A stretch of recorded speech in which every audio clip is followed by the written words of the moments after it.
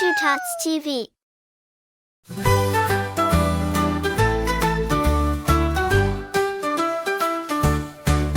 There once was a frog who loved to jump. He'd leap on a log with a big loud thump.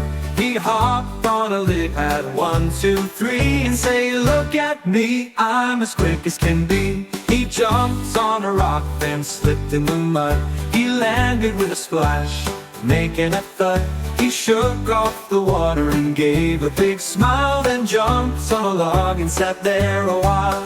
He met a butterfly and they played all day, jumping and spinning in a silly ballet. The frog said, "I'll hop to the moon one day, but for now I'll just jump and hop away."